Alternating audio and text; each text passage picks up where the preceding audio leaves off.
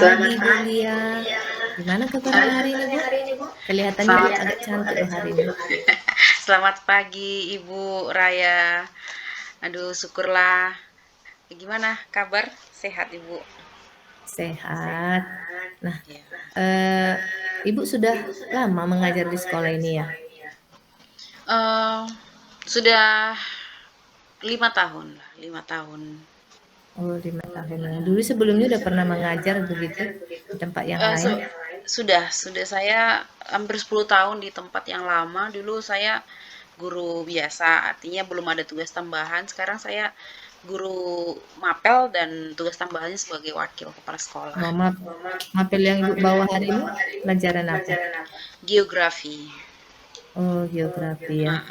IPS. Eh, Kalau kita, Ibu kan sudah puluhan tahun di misalnya sekolah yang lama, terus di sini di sekolah yang baru ini kan 5 tahun gitu ya, sekitar 5 tahunan gitu. Kira-kira apa yang membedakan ya, yang ada yang Ibu bisa lihat ya, yang membedakan dari hal segi positifnya aja dulu, di sekolah yang lama dengan sekolah yang baru begitu. eh Perbedaan yang positif banyak sih, ada sisi negatif dan positifnya. Cuman dulu waktu di sana kan saya belum COVID nih, masih pembelajaran, belum ada apa namanya ya, tersentuh dengan teknologi. Setelah saya pindah kemari terjadilah COVID di tahun yang itu juga. Jadi di situ nampak perbedaan yang sangat jelas gitu karena keadaan juga ya. Begitu COVID kita kan langsung apa namanya daring menggunakan teknologi gitu, Bu. Hmm. Terus bagaimana, misalnya dari segi guru-gurunya gitu di sekolah yang lama dengan sekolah yang baru begitu, gimana adaptasinya? Oh, di guru yang lama, guru yang baru ya, adaptasi Di saya sekolah di yang lama bagaimana misalnya, guru yang rekan-rekan Ibu di sekolah yang lama itu bagaimana keaktifannya gitu terhadap perkembangan zaman di sana untuk melaksanakan, pembelajaran gitu? kalau saya lihat sih lebih lebih beradaptasi di sana dengan teknologi karena begitu sampai di sini saya lihat datar aja gitu, nggak ada niat gurunya untuk misalnya Mmm, menggunakan media pembelajaran yang bervariasi. Kalau di sana kita masih menggunakan yang lebih bervariatif lah gitu.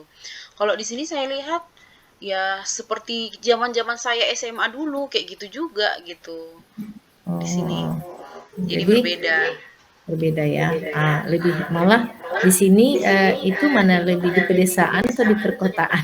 Mana lebih maju Iya, kira-kira? Di padahal lebih lebih maju di sini, lebih maju, lebih Ibu di sini, yang di sana agak lebih pedesaan gitu? masih desa, Oh, di berarti, perkebunan kualitas gitu. gurunya sepertinya lebih lebih bagus, lebih tinggi ya gitu, keaktifannya, Iya, kreativitasnya ya? iya. Kalau Tang gurunya lebih kreatif yang sana, tapi siswanya lebih banyak yang potensi di sini, saya lihat. oh gitu ya. Hmm. Jadi, ini kan Ibu kan sudah, eee 5 tahun terakhir di sekolah ini gitu ya. Iya, Ibu. Terus waktu itu kan, eee, pada saat itu kan, terjadi masalah Covid gitu ya. Jadi pembelajaran kita pun, berubah gitu karena situasinya tidak bisa, eee, tatap muka gitu ya. Iya, benar. Eee, Sejauh ini, mmm, bagaimana, kesiapan, mmm, rekan-rekan Ibu di tempat Ibu bertugas itu tentang, kesiapan guru dalam, melaksanakan pembelajaran sesuai dengan perkembangan zaman saat ini? Itulah Bu yang jadi dilema sekarang ya bagi saya. Jadi masalah juga gitu, masalah eh, di mana guru-gurunya itu karena kita memang sekarang ini yang kita alami siswa generasi Z ya, saya bilang Iya. seperti itu. Mereka ini udah lebih dominan ke teknologi, hari-hari handphone di tangan, lebih mereka kadang-kadang siswa lebih pandai, lebih pintar gitu untuk menggunakan teknologi. Jadi di sini dengan adanya peraturan-peraturan pemerintah juga yang udah saya sendiri menganggap itu positif karena memajukan apa ya, guru gitu ya, supaya supaya lebih lebih menggunakan teknologi. Artinya kan kita yang beradaptasi kepada siswa, bukan siswa yang beradaptasi kepada kita. Jadi di sini ada suatu masalah yang dimana gurunya itu eh, masih tetap gitu-gitu aja, masih monoton pembelajaran.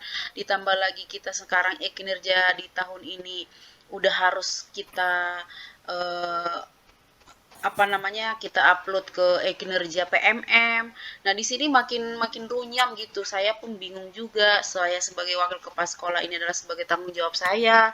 Jika guru gagal nanti di kinerja, kemudian juga di siswa juga mereka meninggalkan tugas. Jadi dilema gitu, Bu. Jadi suatu masalah menurut saya, timbul masalah baru gitu. Jadi berarti guru-guru di tempat Ibu tugas itu rekan-rekan Ibu itu sepertinya kurang siap ya untuk menghadapi perkembangan yang saat ini.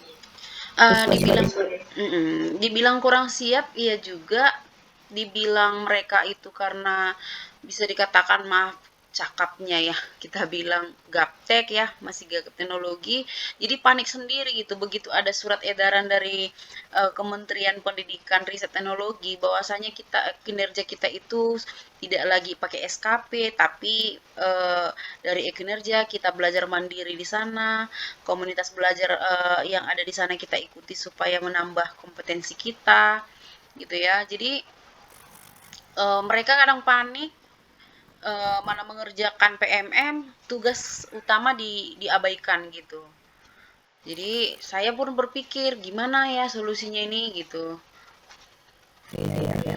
Berarti dengan adanya perkembangan teknologi kan juga dituntut untuk menyesuaikan. Nah, namun eh, efek sampingnya itu siswa menjadi terabaikan gitu ya karena tuntutan dari guru pemerintah dan guru. Kira-kira apa yang dikembangkan dalam misalnya kurikulum atau ide-ide untuk mengatasi seperti keresahan yang dirasakan di sekolah itu. Saya planning ke depan itu akan menyarankan ya kepada kepala sekolah agar membuat sebuah webinar ataupun BIMTEK ya, bimbingan teknis terkait dengan kinerja guru yang akan di entry ke PMM. Artinya di sini pembahasan kita adalah PMM. Jadi materi-materi yang ada di sana bagaimana supaya guru ini tidak panik. Sebenarnya sih saya sudah mencoba ya dengan pendampingan, dengan kolaborasi sama mereka. Ya, ada sih berkurang saya lihat dari ketenangan mereka itu berkurang setelah saya di di rapat. Misalnya kita itu kan ada rapat rutin nih setiap bulan, setiap di pertengahan ataupun di awal saya selalu membuat pernyataan ya, membuat pernyataan, ibu-ibu, bapak-bapak jangan panik. Sebenarnya konteks yang sekarang kita kerjain ini udah salah gitu. Kenapa saya bilang salah? Ya udah jelas salah. Kenapa? Karena mengabaikan tugas utama. Sementara yang dituntut pemerintah itu bukan seperti itu gitu. Gitu kan. Jadi dengan saya mengatakan seperti itu, mereka pun bertanya, jadi sebenarnya yang seperti apa gitu. Jadi saya bilang, kita mengerjakannya itu santai, sambil duduk-duduk, tidur-tidur, kita bisa buka PMM di handphone kita. Nantinya ya ada materi-materinya ada semua di situ.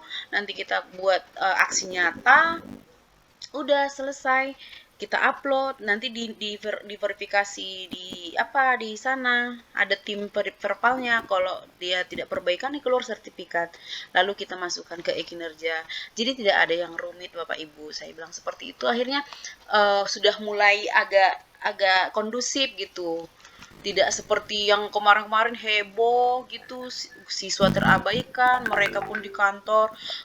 Bayangkan itu guru-guru yang udah mau pensiun, yang mau purna bakti 2 tahun lagi ataupun ada yang sampai 5 tahun lagi, mereka itu yang lebih saya lihat panik gitu. Tapi dengan ditenangkan seperti itu mudah-mudahan sedikit agak reda lah gitu. Berarti gurunya sekarang sudah mulai menyesuaikan ya. Iya, tetap tetap mereka mempelajarinya, tetap dikerjakan tetap apa namanya kinerja itu, cuman tidak seheboh heboh kemarin itu sampai meninggalkan tugas tugas pokok gitu. Terus apa yang dilihat itu ya yang dari capaian tersebut? Kira-kira apa yang bisa Ibu lihat apa perkembangannya?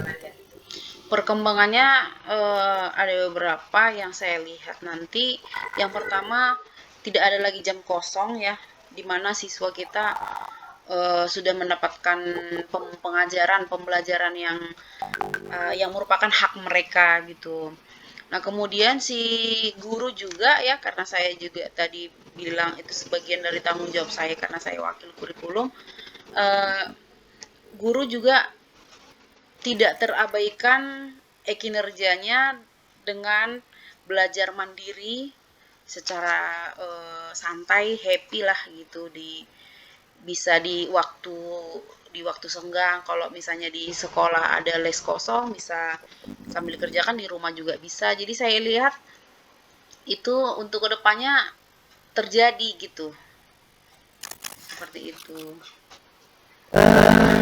Dari yang dilakukan sampai apalagi yang Ibu perlu dikembangkan lagi supaya di sana nanti bisa melaksanakan kinerja PPM terus melakukan dengan diri dan berhubungan dengan PPM tapi tidak mengambil komposisinya jadi tidak melaksanakan pelajaran dan murid apa yang dilakukan yang perlu dikembangkan nanti. Yang perlu saya kembangkan itu ya kerjasama kepada guru yang lebih melek teknologi, supaya ada pendampingan kepada guru-guru yang memang betul-betul masih apa ya, masih kurang paham gitu dalam hal kinerja, dalam hal pembuatan media pembelajaran, kemudian perangkat-perangkat ajar seperti sekarang ini modul ya, itu rencana saya itu ada nanti saya buat sebuah apa ya, tim ya, sebuah tim untuk saling melakukan pendampingan kepada guru-guru yang agak susah untuk menggunakan teknologi seperti itu, Ibu. Misalnya nanti ketika Ibu melakukan pendampingan gitu ya, pendampingan, apakah Ibu perlu dukungan begitu dari unsur-unsur yang lain? Sangat perlu, ya dukungan itu sangat perlu, terutama itu dari uh, kepala sekolah sebagai pimpinan ya di satuan pendidikan, dari pengawas juga ya, pengawas, kemudian dari rekan guru semua, kemudian bahkan dari tenaga kependidikan atau tendiknya itu sangat butuh dukungan ya untuk supaya nanti rencana ini berjalan dengan lancar gitu. Terus di sana ketika melaksanakan pendampingan ya, misalnya melakukan apa aja yang bisa Ibu lakukan, misalnya bentuk pendampingan itu. Pendampingan yang Pendampingan bagaimana maksudnya?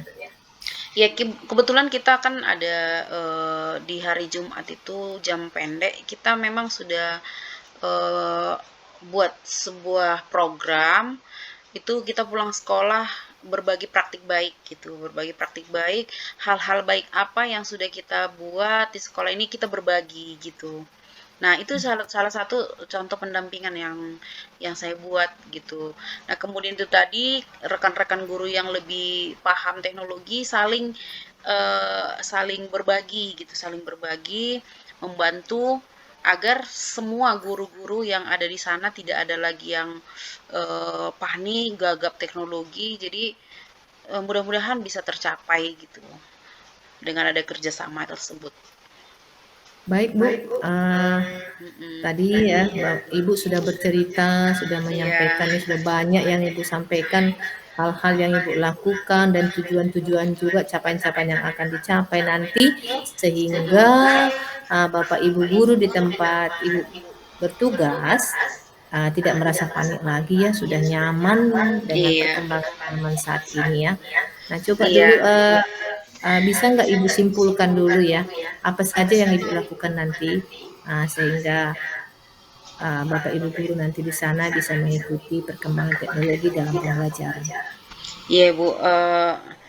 Yang bisa saya simpulkan itu tadi, tugas guru sebagai pendidik yang tetap bisa beradaptasi dengan zaman, baik dalam hal saran dari pemerintah yang harus mengerjakan kinerja dengan pelatihan-pelatihan mandiri untuk meningkatkan kompetensi, kemudian tugas sebagai pendidik yang paling utama dan terpenting itu tidak terabaikan, kemudian hak siswa itu tetap ada, tidak terabaikan. Jadi semua yang menjadi tanggung jawab, kewajiban ya ya seorang guru maupun hak seorang siswa itu tidak ada yang terabaikan dan bagus semua gitu Ibu.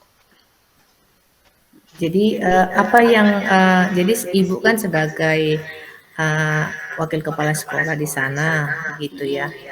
Apa ukuran Ibu itu melihat bahwa mereka itu sudah melaksanakannya dan tidak terabaikan lagi nanti dalam melaksanakan tugasnya?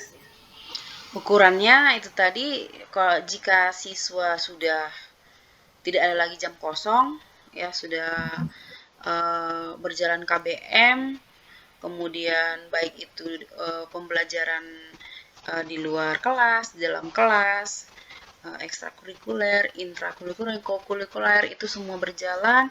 Nah, itu satu ukuran ya. Kemudian guru juga kinerjanya bagus karena nilai-nilai dari kinerja guru itu juga dinilai oleh kepala sekolah ya. Tidak ada lagi yang ibaratnya di bawah cukup gitu. Kalau boleh baik saat sampai amat baik. Itulah ukuran yang bisa nantinya tercapai dengan apa yang menjadi permasalahan dan sudah ditangani dengan sebuah ide-ide yang saya utarakan tadi gitu. Baik Bu, Iya. sepertinya percakapan kita, perbincangan kita sudah cukup panjang ya Bu ya, dan sudah banyak yang kita bahas. Mudah-mudahan nanti apa yang kita bicarakan hari ini bisa dilaksanakan, Iya, bisa Ibu. memberikan kontribusi ya, terutama kepada anak didik kita terlebih di tempat sekolah kita bertugas, bahkan di seluruh Indonesia ini. Iya. Terima kasih ya Bu, selamat Terima, sampai ketemu iya, ya. terima Dan kasih Bu. Saya udah agak lega, udah bisa eh, lebih enak gitu karena udah bercerita sama Ibu. Terima kasih ya Ibu Raya. sama Bu.